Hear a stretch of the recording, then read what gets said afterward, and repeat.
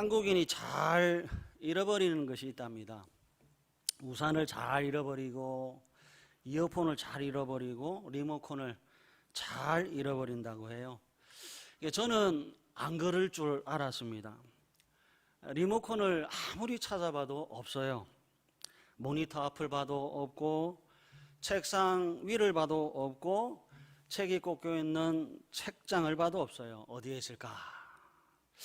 일부러 누가 감춰놨나 싶어서 아내에게 물어보고, 딸에게 물어보고, 아들에게 물어봐도 아무도 모른다고 해요. 어디에 있을까?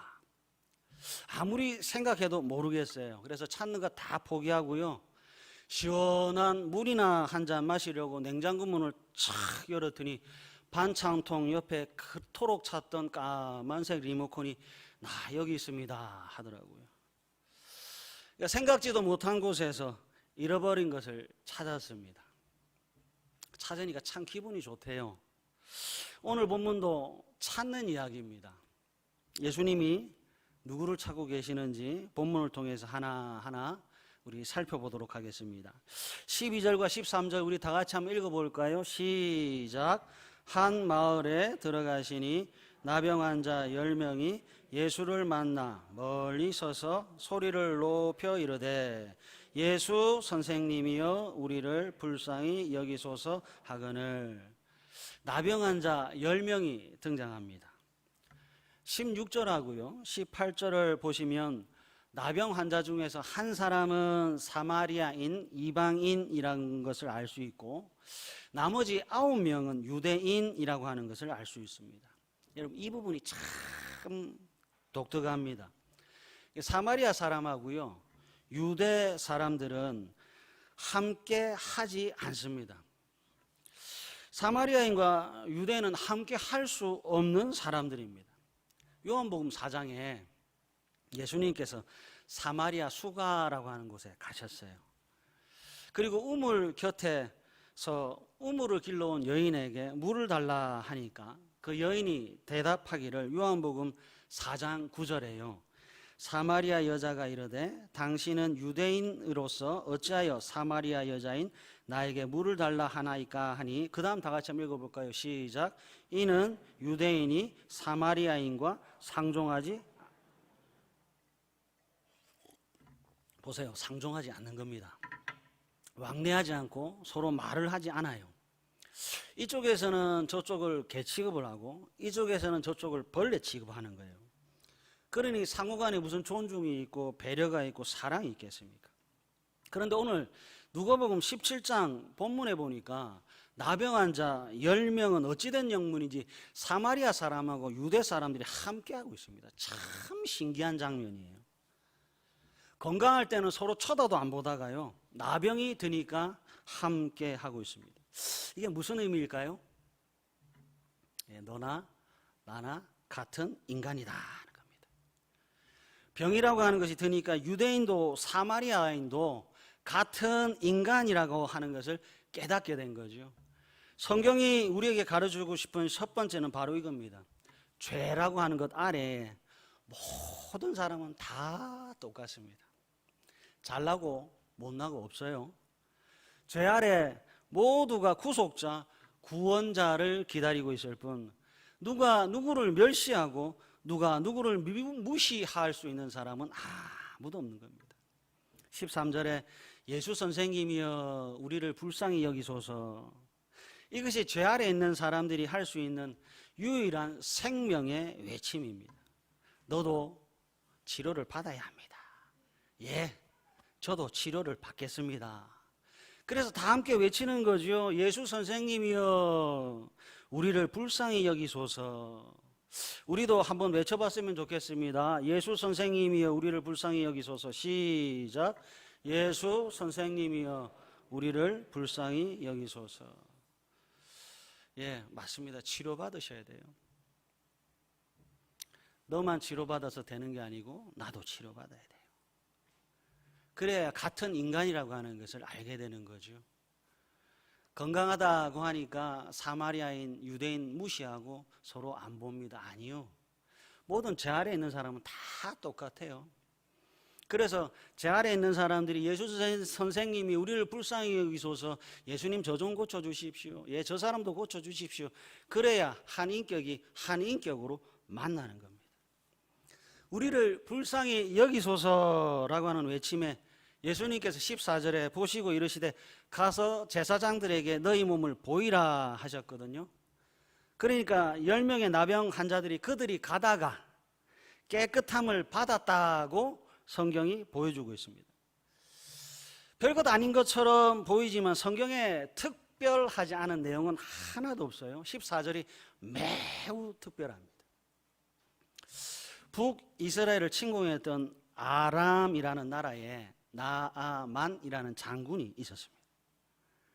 나아만이라는 장군이 오늘 본문에 등장하는 10명의 나병 환자처럼 나병 환자였습니다. 이스라엘에 가면 나을 수 있다는 소식을 들었지요. 그래서 나아만 장군이 이스라엘의 엘리사 선지자를 찾아갔습니다. 엘리사 선지자가 나아만 장군에게 가서 요단강에 7번 씻으세요. 그러면 당신의 살이 깨끗하게 회복될 겁니다. 이 말을 들은 나아만이 조금 불쾌했는지 어쨌는지 열왕기하 5장 11절 이렇게 대답합니다. 다 같이 한번 읽어볼까요? 시작. 나아만이 노하여 물러가며 이르되 내 생각에는 그가 내게로 나와 서서 그의 하나님 여호와의 이름을 부르고 그의 손을 나아만이 감사합니다 하는 게 아니고 분노하네요. 그리고 나아만이 이제 생각하는 거예요. 엘리사가 이제 자신에게 와야 된다는 거죠. 그 다음은요, 엘리사가 하나님의 이름을 막 부르는 거죠. 그 다음은요, 엘리사의 손으로 나아만 자신의 환부의 손을 이렇게 대면 나아질까 고쳐질까 생각했습니다. 그러니까 나아만의 이 생각이 일반적인 거예요. 대부분의 사람들이 이런 생각을 가지고 있었습니다. 그런데 오늘 본문 14절을 한번 보세요. 예수님께서 하나님의 이름을 막 여러 번 부르셨나요? 오늘 본문 14절에 나병 환자의 손에 막 대면서 나을지어다 외치셨나요? 아니요. 단순히 가서 제사장들에게 당신의 몸을 보이십시오가 전부였습니다. 그리고 10명의 나병 환자처럼 나아만처럼 분노하거나 내 생각에는 이런 말 하나도 없이 그냥 제사장들에게 갔습니다. 여러분, 이게 뭔지 아세요? 이게 믿음입니다. 예수님의 말씀을 그냥 믿은 거예요. 보지 않고 믿고 만지지 않고 믿고 그저 그 말씀을 믿고 있는 거죠. 마치 누가복음 7장에 이스라엘 중에서 이만한 믿음을 만나보지 못했다라고 예수님께서 칭찬한 백부장처럼 10명의 나병 환자들이 예수님의 말씀을 믿고 있는 겁니다. 여기에서 이제 성경이 가르쳐주는 중요한 것은요, 은혜를 받는 유일한 통로, 유일한 수단은 믿음밖에 없다는 겁니다. 은혜의 유일한 수단은 믿음밖에 없습니다. 구원의 유일한 수단 역시 믿음밖에 없습니다. 말씀을 믿는 믿음만이 은혜와 구원의 유일한 방편이고 수단입니다. 은혜의 유일한 수단이 뭐라고요? 믿음입니다. 구원의 유일한 수단이 뭐라고요? 믿음입니다.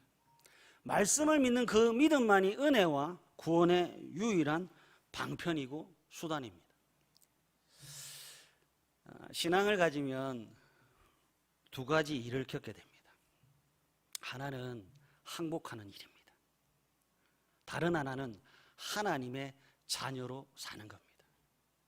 신앙을 가지면 반드시 두 가지 일이 생겨요. 하나는 항복하는 것, 하나는 하나님의 자녀로 사는 겁니다. 10명의 나병 환자가 잘하고 있어요. 나아만처럼 내 생각에는을 예수님의 말씀, 가서 제사장들에게 너희의 몸을 보이라 하는 이 말씀에 항복했습니다. 신앙은 내 생각대로 하는 것이 아니라 예수님의 말씀대로 하는 거예요. 얼마나 많은 사람들이 착각을 하는지 모르겠어요. 믿음을 가지면 내가 하고 싶은 것들을 더 많이 하게 되는 줄 알아요. 아니요. 신앙은 내 생각의 항복입니다. 신앙은 내 뜻의 항복입니다. 신앙은 내 계획의 항복입니다. 내 생각, 내 계획, 내 뜻을 이기신 하나님의 말씀만 드러나는 것이 신앙 생활입니다. 10명의 나병한 자가 여기까지 잘 가고 있어요. 문제는 이제 그 다음이죠. 15절하고 16절입니다. 15절, 16절 우리 다 같이 한번 읽어볼까요? 시작. 그 중에 한 사람이 자기가 나은 것을 보고 큰 소리로 하나님께 영광을 돌리며 돌아와 예수의 발 앞에, 그는 사마리아 사람이라. 10명의 나병 환자가요, 예수님의 말씀에 따라 제사장에게 가는 것까지는 참 잘했습니다. 내 생각, 내 뜻, 내 계획을 예수님의 말씀에 항복하는 것까지는 참 잘했습니다. 그러나 아직 끝이 아니에요. 아직 멀었습니다. 그러니까 대부분의 성도들이 여기까지가 신앙생활인 줄 알아요. 병이 낫는 것이 마치 전부인 줄 압니다. 아니요. 18절하고 19절이 남은 겁니다. 18절, 19절 다시 한번 읽어볼까요? 시작. 이 이방인 외에는 하나님께 영광을 돌리러 돌아온 자가 없느냐 하시고 그에게 이르시되,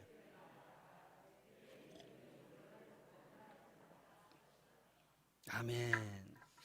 사랑하는 가족 여러분, 구원은 병이 낫는 것, 수명을 연장시키는 것이 아닙니다. 구원은 치료가 아니라 하나님께 영광의 회복입니다. 신앙을 가지면 반드시 두 가지 일이 생긴다고 말씀드렸어요. 하나는 항복의 사건이고 다른 하나는 하나님의 자녀로 사는 겁니다.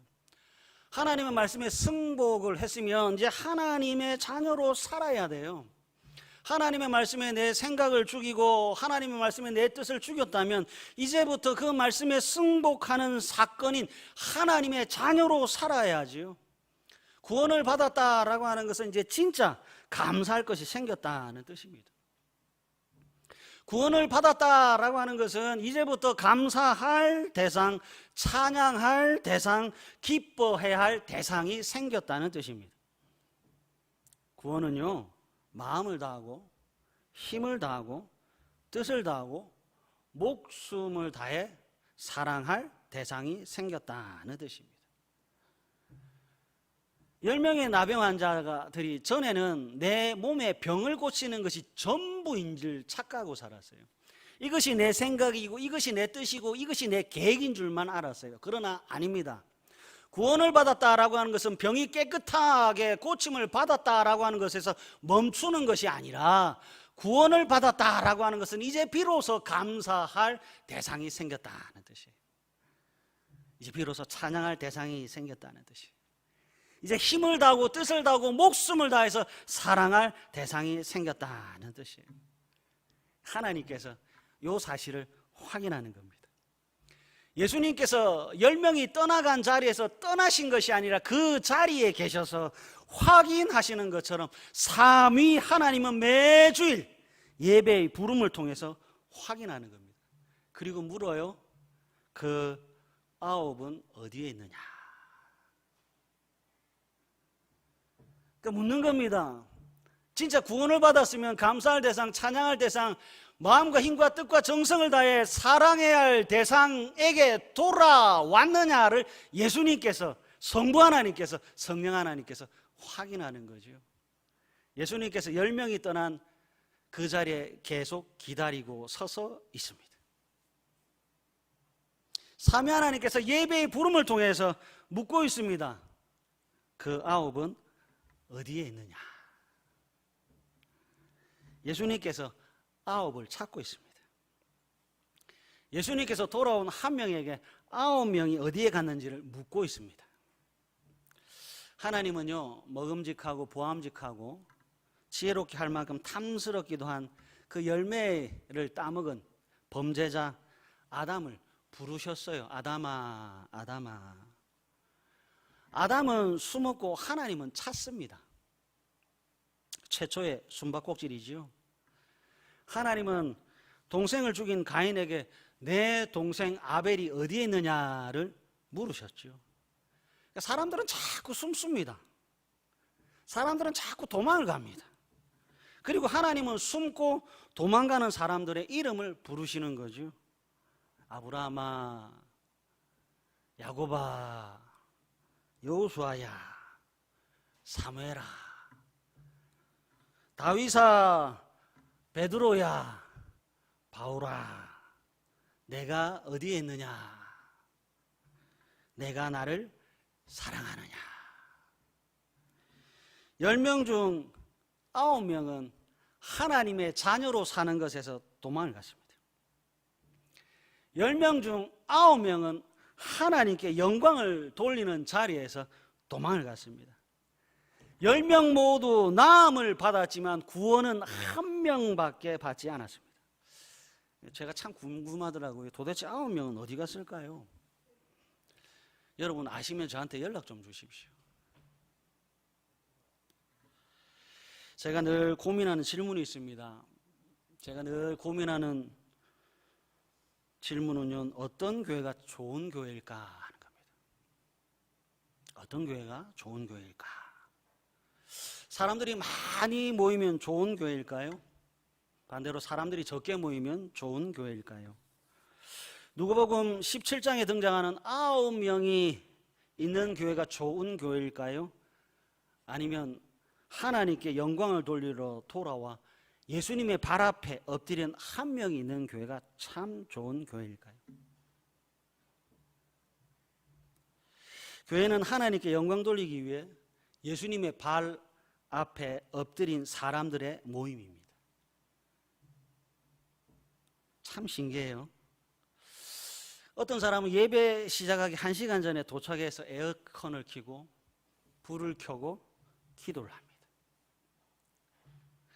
어떤 사람은 예배당에 들어오자마자 더우면 덥다고, 추우면 춥다고 인상을 찌푸립니다. 어떤 사람은 어두운 예배당에 불을 환하게 밝히고 있는데 어떤 사람은 어두우면 어둡다고 불평하고 밝으면 밝다고 불평합니다. 한번 들어보십시오. 누군가는 투덜거릴 때 누군가는 기도하고 있습니다. 누군가는 불평하고 있을 때 누군가는 감사하며 살아가고 있습니다. 누군가는 오만 인상을 찌푸리고 있을 때 누군가는 환한 미소를 띄우며 신앙생활을 하고 있습니다. 누군가는 불같이 화를 내가고 있을 때 누군가는 묵묵히 그 자리를 지켜내고 있습니다. 여러분들은 누구십니까? 예수님이 물으시고 예수님께서 찾으셨던 그 9명이요 어디에 갔는가 봤더니 오늘날 교회 안에 많이 몰려와 있습니다. 하나님께 영광 돌리는 한 사람은 잘 보이지 않고요, 하나님께 영광 돌리는 자리에서 도망을 친 9명은 어찌된 영문인지 오늘날 교회 안에 너무 많은 거예요. 여러분들은 9명입니까? 한 명입니까? 구원을 받았다라고 하는 것은 감사라고 하는 것이 당연한 일상이 됐다는 뜻입니다. 구원이라고 하는 것은 당연한 일을 하는 거예요. 감사가 당연한 것이고요, 영광을 돌리는 것이 당연한 것이고요, 예배가 당연한 것이고요, 찬양이 당연한 것이고요, 기도가 당연한 것입니다. 여러분 제발 당연한 것 좀 하십시오.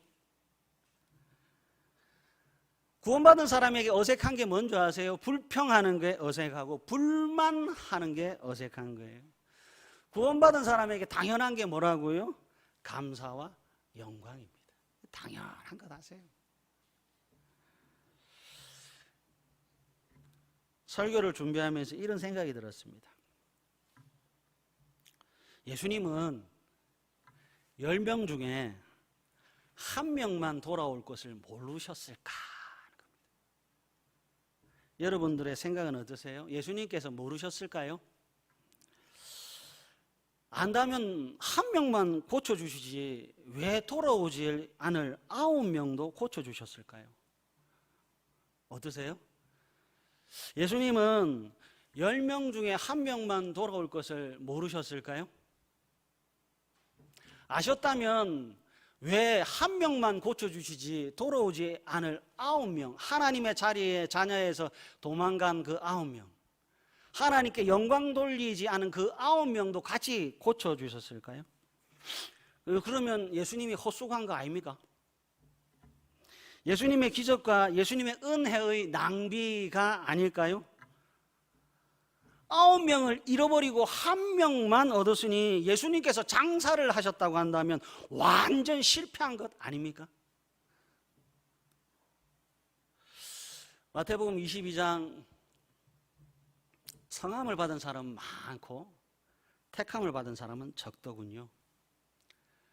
그리스도로 옷 입은 사람은 적고 예복을 입지 않은 사람은 많더라고요. 마태복음 21장 주인의 마음을 시원하게 하는 종들보다 때리고 죽이고 돌팔매질하는 농부들이 훨씬 더 많더군요.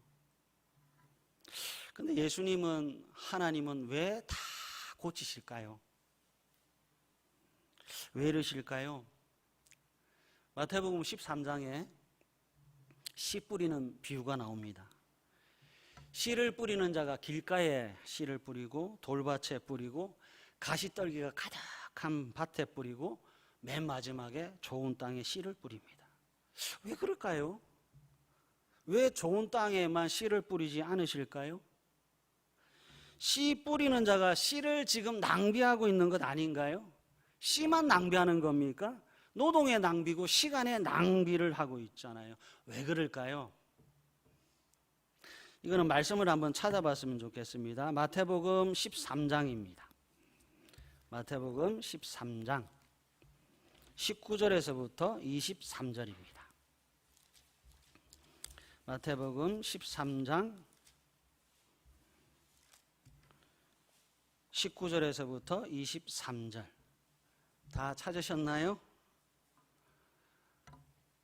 아무나 천국 말씀을 듣고 깨닫지 못할 때는 악한 자가 와서 그 마음에 뿌려진 것을 빼앗나니 이는 곧 길가에 뿌려진 자요. 왜 뿌리셨을까요? 참 궁금한 거예요. 듣고 빼앗길 줄 아는데 왜 뿌리실까 하는 겁니다. 예배 시간에 설교 안 듣고 잠을 잘 거 뻔히 아는데 부르시고 뻔히 설교하게 하시거든요. 20절 돌밭에 뿌려졌다는 것은 말씀을 듣고 즉시 기쁨으로 받되 그 속에 뿌리가 없어 잠시 견디다가 말씀으로 말미암아 환난이나 박해가 일어날 때 곧 넘어지는 자요.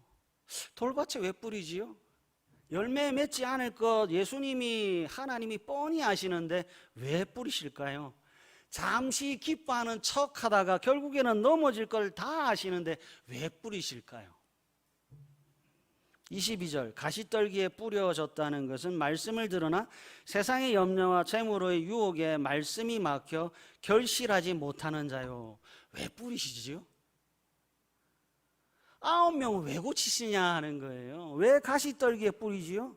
결국에는 세상의 염려와 재물의 유혹에 빠져서 예배 안 지킬 거 뻔히 아시잖아요. 그냥 돈벌이 있으면 이곳에 있는 것이 아니라 돈 벌러 갈 거 뻔히 아시잖아요. 뻔히 아시는데 왜 씨를 뿌리냐 하는 거예요. 23절 우리 다 같이 한번 읽겠습니다. 23절 시작. 좋은 땅에 뿌려졌다는 것은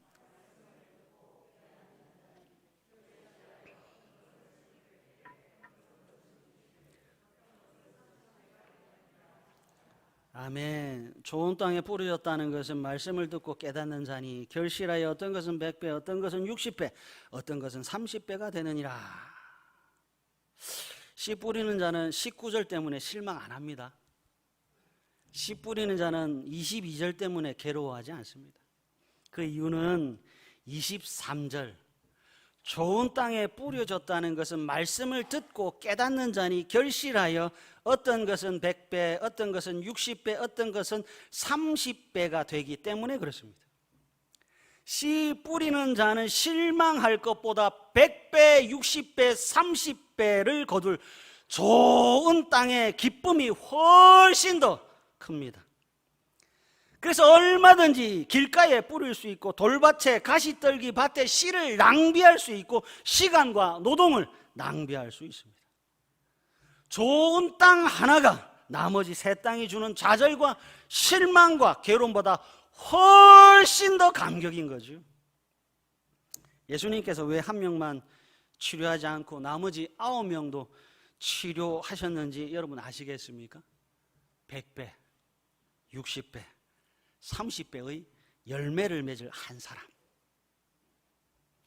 돌아와서 하나님께 영광 돌리는 그 한 사람이 주는 기쁨이 9명을 잃는 실망보다 훨씬 더 크기 때문에 그렇습니다.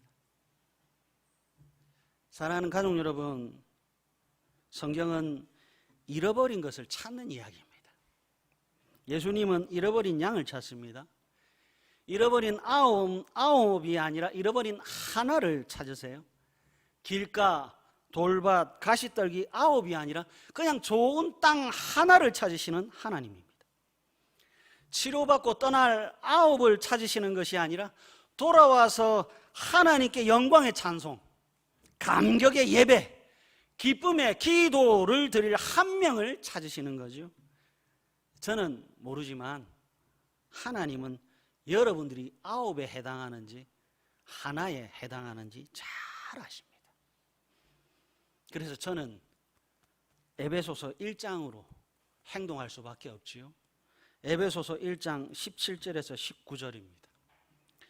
우리 주 예수 그리스도의 하나님, 영광의 아버지께서 지혜와 계시의 영을 너희에게 주사 하나님을 알게 하시고 너희의 마음의 눈을 밝히사 그의 부르심의 소망이 무엇이며 성도 안에서 그 기업의 영광의 풍성함이 무엇이며 그의 힘의 위력으로 역사하심을 따라 믿는 우리에게 베푸신 능력의 지극히 크심이 어떠한 것을 너희로 알게 하시기를 구하노라. 바울이 기도합니다.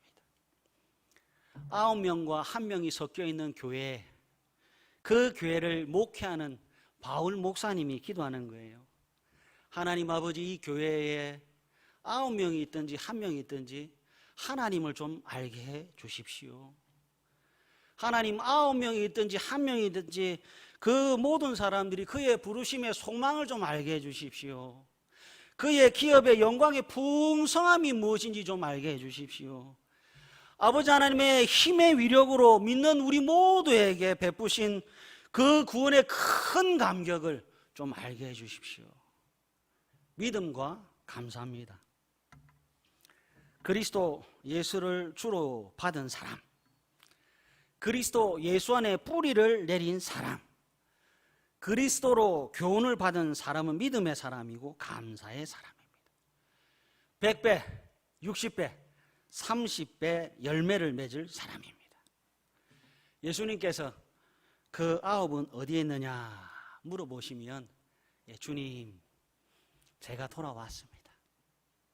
아버지, 제가 돌아왔습니다. 믿음으로 답하시고 감사함으로 여러분들이 주께 돌아와 영광을 돌리는 한 사람임을 증명하는 복되고 진실된 거룩한 온천교회 가족들 되시기를 간절히 바랍니다. 우리 한번 기도했으면 좋겠습니다. 스스로 그리고 하나님께 물어보세요. 하나님, 저 신앙생활 잘하고 있습니까? 아버지, 어떤 사람은 교회 출입할 때 감사 하는데 아버지, 저는 감사보다 불평이 더 많은 것 아닙니까? 아버지, 제 입에 감사가 넘치게 해주십시오. 하나님, 9명은 치료받고 다 떠났는데 1명은 돌아왔습니다. 아버지, 저는 9명입니까? 1명입니까? 믿음을 주십시오. 영광의 찬송을 부르게 해주십시오. 우리 다 같이 말씀을 기억하며 간절히 기도하도록 하시겠습니다.